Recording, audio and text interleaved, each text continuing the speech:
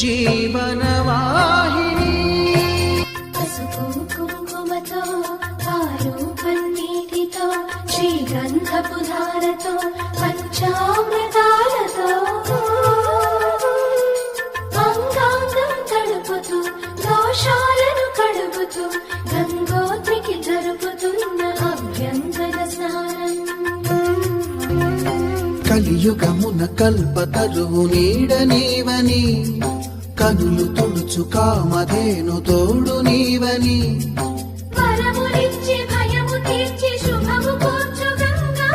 నిన్ను కొలిచిన చాలు నమ్మ సకల లోక పావని భూమిని తడిపి దివిగా మలచి సుడులు తిరుగు శుభగాత్రి జీవనవాహిని.